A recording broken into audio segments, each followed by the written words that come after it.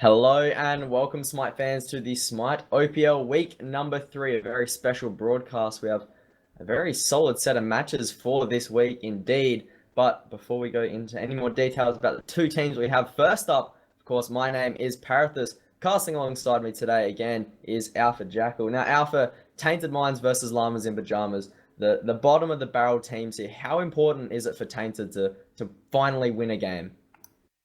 Well, given that they, as you mentioned, haven't won a game yet, they need to start turning around the downward momentum that they currently have. Having been the second seed going into the split before their roster changes, it's absolutely imperative that they stop this downward spiral and start to build up some positive momentum. Same goes for Llamas in Pyjamas. They had a good result in week 1. Week 2 didn't go quite to plan, so both these teams looking to start something good here. No doubt. Before we go into picks and bans as well, I just want to remind everyone about the giveaway that we are still doing in the chat. Make sure you guys are paying attention. We do have 1 point for every minute you are watching subs, get double points, so make sure you guys subscribe. And at the end of the split, you go into the giveaway. You can check the link to see how many points you're on, and you go to win so many good things. There's a varsity jacket, there's a bunch of different Smite related apparel. So make sure you guys are just staying tuned into the stream. So we're going into picks and bans here. So, Tainted versus Llamas, what are some things you should be looking to ban out here? Definitely should be looking to ban out, your standard bans, your Guan Yu, your Susano. I'd like to see a Capri ban as well. Maybe, I don't know, some Llamas bans coming out as well. He seems to be very, very potent right now. Raiji going to be the first one, though. Considering he's one of the top, if not the top mid laner right now, it makes a bit of sense to see him banned, although I would like to have seen him banned by Llamas instead of Tainted. Yeah, Tainted really trying to just ban away that powerhouse that Raijin is. Susanoo banned for Llamas in Pyjamas. We saw him played one game, and that was enough to make sure everyone bans him from now on. Thor banned for Tainted Minds. Llamas still have one more ban to go. Could be looking to ban away. No support, surprisingly. Kepri and Athena still open, and there's Kepri.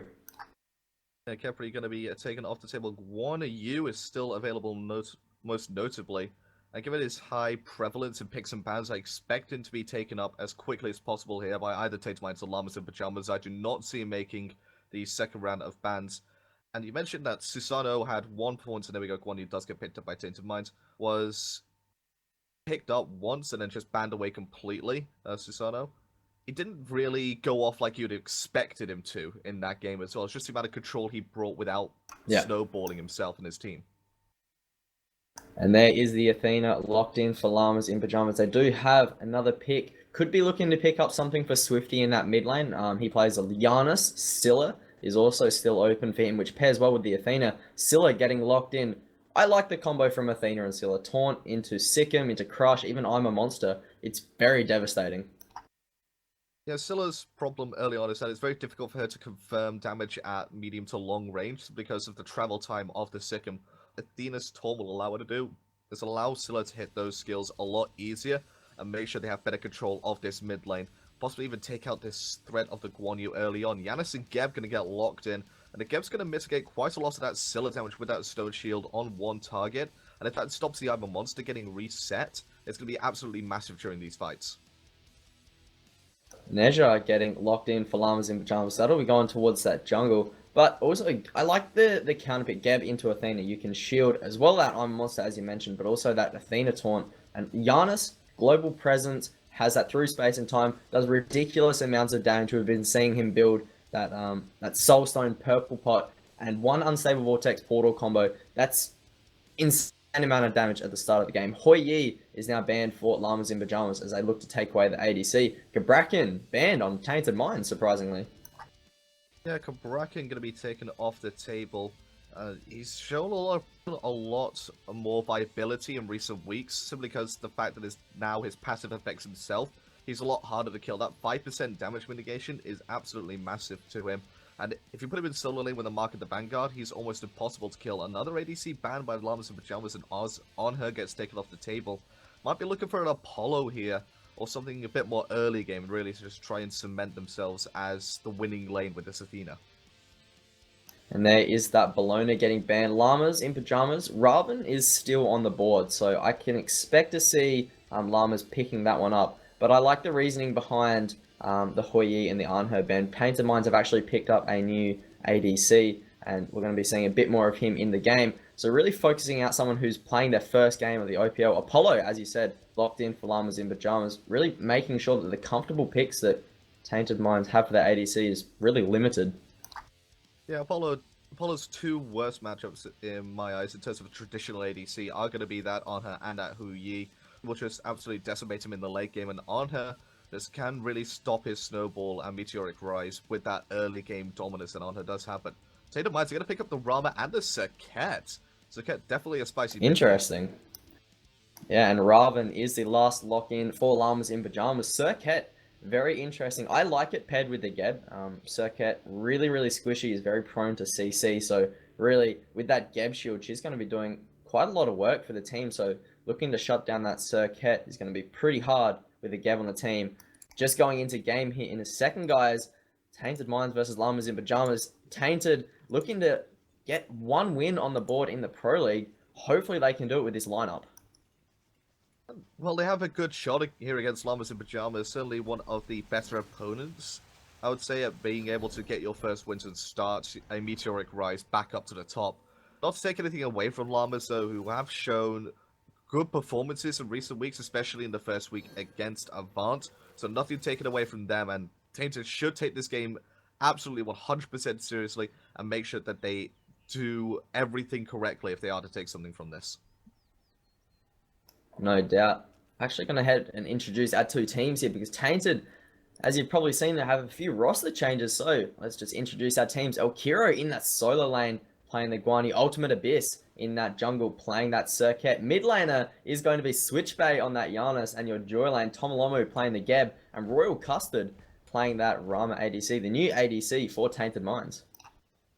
Yeah, and meanwhile, their opponents are going to be those Llamas in those Pyjamas. Represented by Shrew in that solo lane with the Wrath, and Tori Sky is going to be playing the jungle. Naja, Swifty in the mid lane with the Scylla. That is Kissel and Dagnit in that dual lane with Athena and Apollo. Straight off, I can see Swifty going for that Soulstone purple pot build on the Scylla. Surprising to see Switchbay hasn't actually gone for what I was talking about in the picks and bans, the Soulstone purple pot, and doing that vicious combo. Do you think he's just trying to... I'm not sure. Usually if he's trying to play safe, you would build into that that value hat. But going into Lost Artifact, what are your thoughts? Lost Artifact would give him better MP5 management in the laning phase because Yanis is very spammy with his skills. And also given the fact that it's Scylla Naja against a Yanis Serket, you'd expect the Scylla Naja to have dominance over this mid lane, especially with Scylla going to Soulstone Power Potion herself, almost every single time guaranteed. So I do like this option, not going to Power Potion, being a bit safer. But with the Ultimate Abyss going Power Potion as well, it doesn't necessarily have to have that extra 50 magical power. And Kiss coming out onto Tori, but no follow-up from Switchbay. He's just going to try and clear that wave with that Unstable Vortex. I'm trying to look to see if this Lost Artifact will be built into a Doom Orb fairly early on. Switchbay playing that Giannis. Very, very safe god is Giannis. So those portals, he's not really going to be dying too often and losing those 50% stacks. He's going to have to be careful that he doesn't take too much poke from these crushes. As Tori Skies has an opportunity to go in with the Sash, and it's just going to do just that. It's doing a lot of damage. Swifty going in as well. Hits the Sikkim. Swifty credited with first blood. Unfortunate for Switchbay. Fortunately for him, should I say, he didn't go for that purple pot, which could have been a very big detriment to him losing that 450 gold. But first blood going towards Llamas in Pyjamas, already looking strong against the new roster of Tainted. Yeah, and this puts Swifty in a very favorable position because with that first blood gold, as well as the extra gold you get from killing somebody, obviously, it's going to make sure that he pays off his power potion entirely, already holding that 450 gold lead over Yanis. Something I want to have a look for in this solo lane. Elkiro versus Shurix. The Guan Yu versus the Raven. Already, Guan Yu being pressured under the tower. Shurix has hit level 5. Is it surprising to see a Guan Yu... He's not really being out-pressured, but really being outboxed in lane against the Shurix. Or the Raven, should I say. Well, it's because Raven's passive just allows him that extra boxing potential. Right there, he's just dumping all of his skills into the Guan Yu and then going back to clear the wave. It just means that Guan Yu's relatively low sustain right now, because he doesn't level up to Conviction as well, and there's no dot-based damage coming out from Shiryu, meaning there's no way to charge it up as efficiently as possible for Elkira's passive, so it's a good matchup for this Raven. Having a look into the relics that Llamas have actually gone to build into, no weakenings or curses at the moment. This is pretty big for Elkira. If he wanted to rotate in, there will be no weakening to provide a little bit of anti-healing against that Guan Yu, so maybe look for potentially some early rotations as around the 7 to 8 minute mark where Gold Fury potentially started up. But Tori looking to invade the buff here from Tainted Minds. Successful steal there for the boys in Llamas. Kizzle already on the rotation, jumping at his ultimate abyss as the spring gets popped from Llamas in Pyjamas. They're just going to disengage here completely, but Kev's having none of it. Switchblade goes up into the air. Those Windfire Wheels are going to do so much damage, and the I'm a Monster combo picks up the kill onto Switchblade. Now looking aggressive onto Royal Custer, but Tori manages to get a kill. No, he falls down to Ultimate Abyss, but across the skies, Swifty manages to find a double kill under the tower, trying to find the low members of Tainted Minds. Look at how low everyone is. Ultimate Abyss just scraping out there on 20 HP, and now they're looking to aggress this tier 1 tower. Could be looking for another kill on the Royal Custard. And they're not going to find it. Unfortunately, Swifty does miss the Sigma. Actually going to be taking tower aggro. Elkira going to trade his life out for that one, and it's a good trade given how fed Swifty was. And I did like the play from Llamas and Pyjamas in the fight. Absolutely everybody was there to support and set up the I'm a Monster from Scylla. Gets it reset, manages to do a load of damage onto 2 people, forcing Ultimate Abyss and Elkira to back off, and then just absolute bedlam from there. Doesn't manage to pick up the 3rd kill though on Royal Custard, as I said, the 2nd was missed. I am really surprised to be seeing this. Have a look at the total damage here, Alpha. Swifty hit 3 people with the I'm a Monster, as well as the crush combos that were coming out in that fight. Shurix is still top player damage on that Raven. The boxing potential is just unreal. It's surprising to see that Scylla isn't top after that big fight. Well, simply because Scylla's damage is coming in sporadic bursts dotted throughout the game, while Shrio's been constantly building up that damage over time against this Guan Yu and just been putting the skills into him on cooldown near enough, and has also been involved in that fight in mid, so no surprise to see this Raven sitting at the top damage for now, but Scylla and Naja, maybe Apollo as well, are going to look to start to overtake him coming in the mid game. Swifty 3-1 at this point. You also mentioned Tori doing a bit of damage, the Neja coming online to start doing a bit of its top damage. Do you think that really Tori's going to be looking for more of a utility-based Neja, especially because he's been trying to set up for Swifty and that Iron Monster combo, or do you think he's just going to go for the full crit damage as he just misses a sash there onto ultimate? I think he's going to go in a bit of a half and half build, because you do want those big crits coming out from Naja. You want to be able to do some damage to get them low enough for what is essentially an execute by a Scylla I'm a Monster, or some Apollo basic attacks. So he's going to go a bit of defense and a bit of crit as well. Just set up Swifty consistently and use the ult to take somebody out of the fight for a while. Maybe even take Elkira out of the fight to stop the sustain coming out. 2-4 reads the scoreline 6 minutes in. Another big rotation here for Shurix and Tori as they look to invade the speed buff. Once again, really denying a lot of the farm that Tainted really need to come back into this fight, but Tainted aren't going to give it away too easy as it's a big rotation and looking to go onto Tori here in a second. There's a good Cataclysm, but Shurix gets a kill onto Tomolomo. There's that I'm a Monster being popped, and so is the cavalry charge through space and time. Doesn't manage to find Kizzle, and his life just manages to escape there. Windfire Wheel's doing a bit of damage. Switchblade might actually fall down here, uses the portal instead to escape, and gets hit by the sash and the basic attack. Unfortunately for Switchblade, he uses the portal on the floor rather than through the wall. And now Elkira's going to get taunted out by Kizzle, who's made his rotation back into this fight with the Defender of Olympus and just backs off for now. And meanwhile, lost all that got down. Ultimately, this does reclaim his own speed buff. Do like the aggression coming out from Llamas and Pyjamas to try and shut down this circuit. Early game, very susceptible to these invades, if not backed up by the team properly, and just trying to shut down the powerhouse, which is this Goddess of Venom. Having a look now. 2-6, have a look at the graphs as well, Alpha. Almost 2,500 experience and just shy of 2,500 gold as well. 7.5 minutes in, 4 kill difference. It's very, very much in favor of Llamas in Pyjamas. As look, they're taking away both the mid camps here. Oh no, that's going to be Tainted taking both the mid camps here. Surprising that Llamas aren't going to be contesting those at all. Well, they had to reset after the failed speed buff invade. A few of them were low, but were used. They didn't feel comfortable going into go into the fights there, especially considering Royal Custard still has his barrage ultimate available to him, so he can just rotate towards a Gold Fury and then look to influence a fight that potentially could have broken out over the mid lane. Royal Custard is going to be someone you should be looking for out in these matchups. Hitting level 10 as that Rama. He's already finished off that Golden Bow. Gruff has actually picked him up before leaving. So Royal Custard apparently very, very high skilled. But have a look at the Gold Fury fight. Swifty again using that ultimate, trying to crash down onto Tomolo. 3-man Cataclysm, but Dag Knight picks the kill up through that across the skies, and he does manage to find a double kill as well. And there's a through space and trying to find a few members there. Dag Knight just manages to escape there, but up in the air goes Rama, looking for the shot, finds it over the wall, and now he gets a double kill onto Swifty. Accuracy there, hitting all three. Beautiful play there by Royal Custard. Does manage to pick up a double kill for himself with his Astral Barrage. Not too often do you see that, and he's actually gotten himself back into clarity with Dagnet on that Apollo. Only sitting 100 gold behind him, if that. Now he can look to start to influence the game for himself, and look to put the team on his back potentially. Not too shabby for a new player.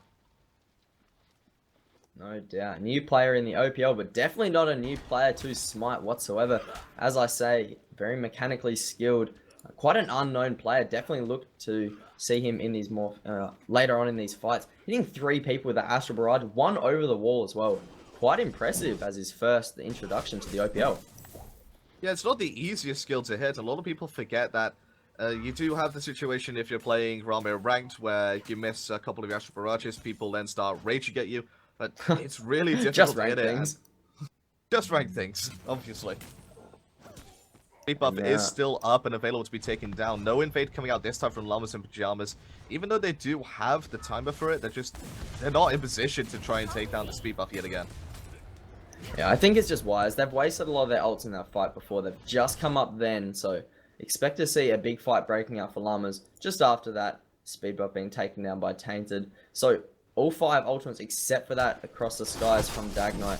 It actually looks at Swifty and Kizzle just playing this ward game right now. 10 minutes in, Gold Fury hasn't been contested once yet. Could be looking to see that as the next big fight for Llamas in Pyjamas. A lot of ward coverage has gone down on this left-hand side. If you ever look at the ward's place, you can see that most of the wards have been put down by the supports we would expect, but solo lane, surprisingly, putting down 9 wards between them in that right-hand side jungle. So it's not just the left-hand side that's lit up like a Christmas tree. Well, both teams really need to be aware that the global presence are across the skies, but have a look. Gold Fury now, Llamas maybe trying to bait the members here. Good taunt coming onto Tomo, but a lot of damage is being applied from that crush. There's a 3-man Cataclysm, but no follow-up here for Llamas, for Tainted Minds, and it's a full reset for them, and now they're looking to start up the Gold Fury. Llamas in Pyjamas. Should be an easy one here with the I'm a Monster. Yeah, Llamas in Pyjamas, you got there eventually, don't worry. Yeah. Yeah, they managed to take it down. They forced away the Geb, and there was just no opportunity for them to steal from there. I think this is going to be a kill as well as Ultimate Biscuits and Ultimate Ultatories, guys. Oh, Switchbait just missing the ultimate there, but Tori does fall down to the Venom. That is his 2nd kill of the game on that circuit, doing fairly well. I mean, it's a pretty easy ability to hit that ultimate there for circuit. I mean, he dashed in with the Deathbane, and he had to guarantee that he was going to get the kill with that ultimate, so does manage to hit the very tail end of the Deathbane to guarantee that he had Tori's guys at a low enough HP to get this true damage onto him to take up the kill. And gets out as well, which is fair play to him. But now Nasha, you see, going into a Wingblade that's had enough of the slows from Llamas and wants to be able to chase him down indefinitely. I really like building into that Wingblade. It's going to be, as you said, preventing the slows from that Yana, so just trying to get to the middle of the fight, get to the squishy backline, and even try and chase them down if Tainted are looking to escape a fight. 5 to 8, Tainted have actually come back in these last few fights. That Gold Fury engagement just then and that speed buff just before as well. Again, having a look into our graphs, still in favor of Llamas in Pyjamas from about 2k, 2.5k experience and about 3k gold. Still in favor of Llamas. Yeah, it's been a steady rise in gold lead and experience lead for Llamas in Pyjamas. I wouldn't be too worried right now if I was a Tainted Minds player. It's early game. You're only 3k behind, only 2.2k experience behind. It's not the end of the world. There have been worse situations which teams have come back from.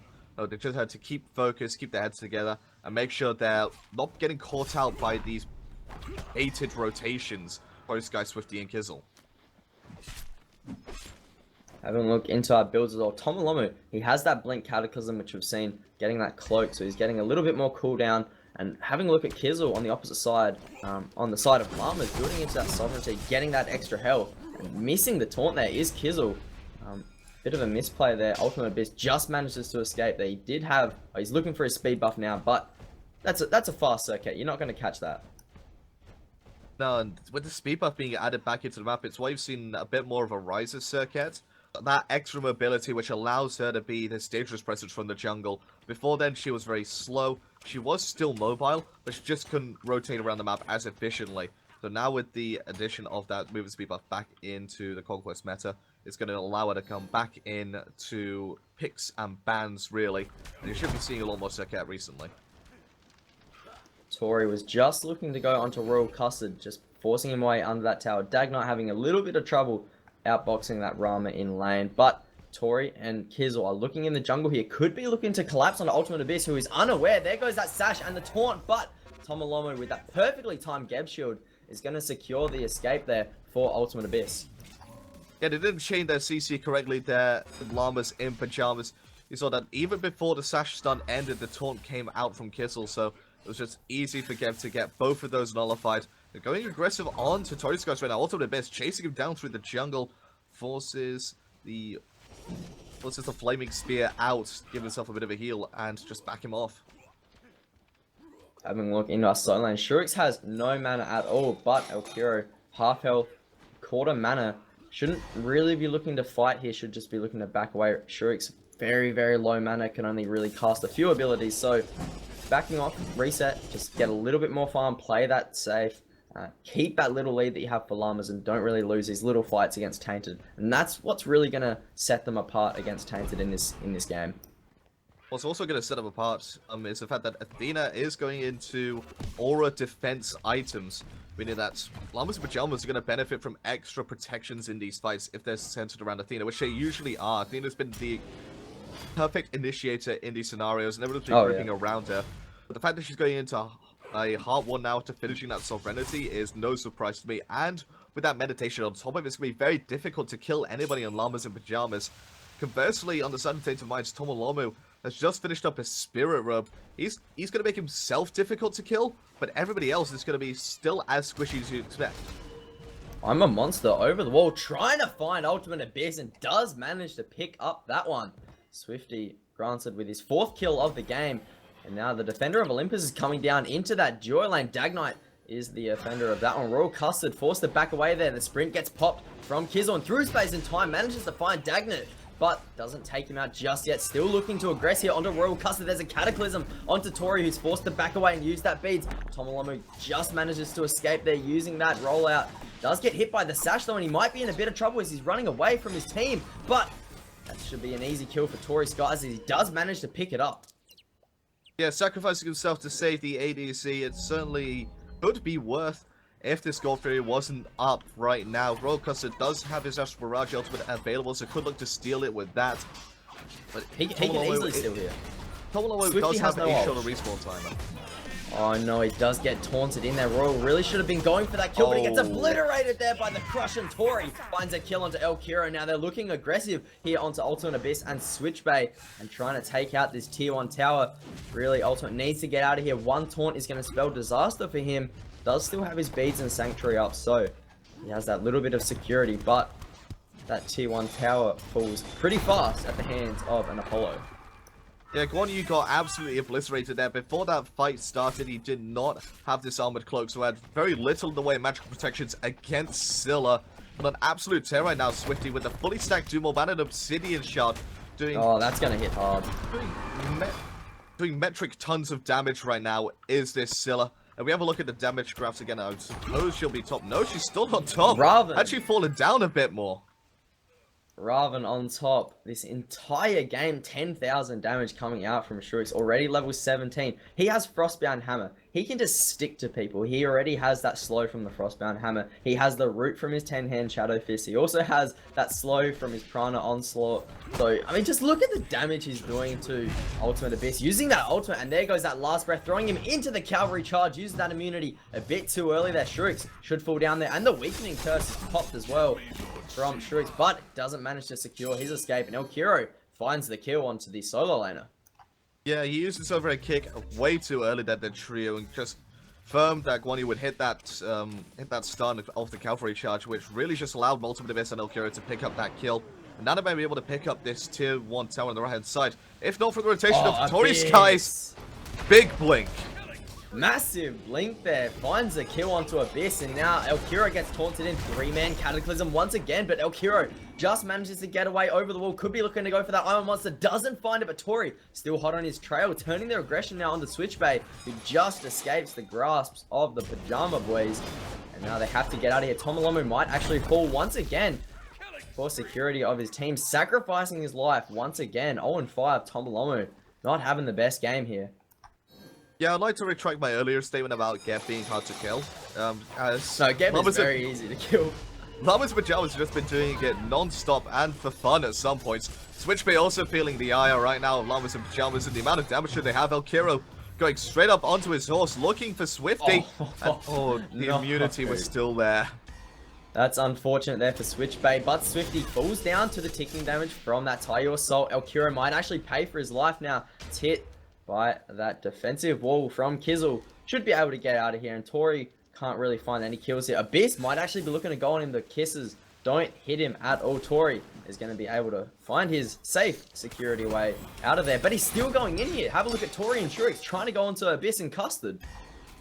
Yeah, I don't agree with that decision from Ultimate to just go in and try and kill Tori's guys. He knew the Shiras were around the corner, did not know where Dagda was on the map. And with Royal Custard being on the right hand side, you have to expect that Apollo was also going to make a similar rotation. Just completely wasted the ultimate. I think Ultimate Abyss is also DC'd, given he's just... Yeah. Basically attacking the wall. That generally spells DC for a player. Going into a quick pause here. Shouldn't be for too long. That's just a quick little DC. Having a look into item builds as well here. Anything too out of the ordinary that we see? Brawler's Beat Stick coming through from Tori, actually. Yeah, it's just going to try and shut down a bit more of this healing coming out from Elkiro. Anyone hit by the ring toss will, of course, be suffering from that 40% healing debuff. So it's going to be fine for him to build into this item. And we're just going to go ahead and see what he can do with it. I do expect it to be using that ultimate a bit more now to just take Elkiro out of the fight. Yeah. And transition into letting Scylla and letting Athena combo together, rather than having to use the Windfire Wheels and Animal Monster together instead. Game getting unpaused here. 20 minutes into the game here. Still, Llamas in Pyjamas looking very, very strong here, as they could be looking to take out Gold Fury in another minute. No tier 1 tower. Elkiro under that tier 2 gets hit by the taunt and that Shadow Fist from Shrewix. But it's a tanky Guan Yu. And through space and time, doesn't manage to connect with anyone. And Llamas in Pyjamas are forced to retreat here. But they've also baited out that big global ultimate from the Llamas. Not great positioning on that through space and time. Switch Bay, and now the re-engage comes out from Trio. He's looking for Elkiro, activates the curse. Venom Olympus comes down as well as across the skies. This is a fully fledged team fight now underneath this tier 2. Good taunt, 4-man taunt into the tower. There's no follow-up whatsoever. Switch Bay might be in a bit of trouble. Goes up in the air from that Nezha. Good Cataclysm to stun out Dagna in that tower. There's an Iron Monster. Could be looking to crash down. Finds one onto Tomolomu. Looking for his second. Doesn't manage to find the damage. But looking for this tier 2 tower. And Elkiro just providing that little bit of sustain here for his team. Kizzle could be looking for a taunt. Manages to just miss that. But the sash doesn't. However, Beads is good for Royal Custard. None of the tower. Swifty. I'm honestly thoroughly confused right now. The fact that Swifty had the perfect opportunity there to hit a 4-man I'm a Monster after the taunt coming out from Athena. Now Royal Custard feeling a lot of damage there. Actually going to be blown up inside his own fountain. And this actually could be game. Yeah, closing out game 1, 21 minutes into this game, but not a Tomolomu, and Ultimate Abyss can do anything about it. Still looking to go onto the members here. Crush over the wall, finds a kill onto Tomolomu, now taking out Ultimate Abyss. Does manage to find a double kill, however, and it's a triple kill for Ultimate Abyss, and through space and time finds Dag Knight. But Llamas in Pyjamas Forced to back Come on, out his pentakill. switch bay. Could be looking to find one. Come on, pentakill, ultimate abyss. I Penta? believe. Nah, I it's believe. too late. It's too late at this point. Too late. Unfortunately. Official penta. Come on, you can do it. Finds an unofficial unofficial. quadra. Well, I mean, pick that off the bucket list. Unofficial quadra in the OPL. Yeah, it's about as close as we're gonna get to a pentakill today, I would imagine. Could have had that I'm a monster combo, as you said. It was a beautiful taunt there from Kizzle, finding 4 members under the tower. No beads were used to get away from that one. Swifty, if he were on his game there, I mean, that could have been a very, very easy push there for Llamas in Pyjamas. Unfortunately, staying a bit too long, but they have managed to get the Titan down to about half health. And they also have fire minions storming in that right lane. I mean, is it Fire Giant next, or is it backdoor time? I wouldn't say it's backdoor time just yet, considering that Switch Bay on that Llamas can just drop ship the mines into a fight from anywhere on the map. I would expect them to do what they've been doing already, which is just group up, push down towers, push down lanes. They could look for the Fire Giant to make it a lot easier, maybe even bait a fight there instead. But Llamas and Pyjamas, they definitely have this game their own hands, and should really be looking to end in the next 10 minutes at the very most. Fire Giant hasn't even been contested at all, but they don't even need that buff that it provides. Kizzle's going to be tanking this tier 2 tower in the mid lane. What Tainted really need to do is just have a good defense that they had last time. If Llamas can stay a bit too long, they need to also bait out these fights. Elkiri has the heal. He has that sustain for his team, so they can stay a bit longer in these prolonged fights. But Tainted really just need to be very careful and aware of Kizzle and those taunt as they look to siege both of these towers in the duo lane and in that mid lane. Yeah, the Andada goalie is just extended over the 10k mark. 23 minutes into this game. Looking very dire right now for Tainted Minds, and they need to put up an equally good defense. Even a better one considering the Titan has been weakened now because of the fact there's less towers. And going in for the fight of stories, guys. Good ultimate there, and it's a crashing down ultimate once again. Swifty finds the kill with that I'm a monster. Now Elkiro looking to go onto Kizzle, and Swifty, who's forced to back away. Ultimate Abyss uses that last breath to try and do some kind of damage. Titan being aggressive. Ultimate Abyss finds a kill onto Swifty, but he also has Llamas in Pyjamas trying to take him out. Strux finds the kill, and the taunt is perfect onto Elkiro. Comes right down into that across the skies from Apollo. Dagnite finds that one. And now Switchbay and Tom Lomer are the only members alive to defend this, but Fire Minions are storming quickly into the base here, Alpha. Yeah, but Taurus, guys, not recognize the fact that his ring toss would give him Titan aggro there. Takes a lot of damage for no reason. Dagnit, Can they end? It's Immortals. They can end here. This is going to be GG. Llamas in Pyjamas take game 1. 12-22 reads the scoreline for that one. Swifty and Kizzle, wow, the taunts from Kizzle subbing in is just, I mean, Athena, ban every single time. That's why you ban her. It's just so strong. Llamas really showing their dominance over Tainted. There were a few good plays there from Tainted in that early game, but really Llamas had that in their hands pretty much the entire game there, Alpha. Yeah, Kizzle really showing the power of Athena. Hasn't really been performing as you'd expect in other regions, especially in North America. So maybe they should take lessons from the man himself, Kizzle. And it's not just the fact that Kizzle was doing well. Taurus, guys, and Swifty controlled the early game beautifully. Did not allow Ultimate Abyss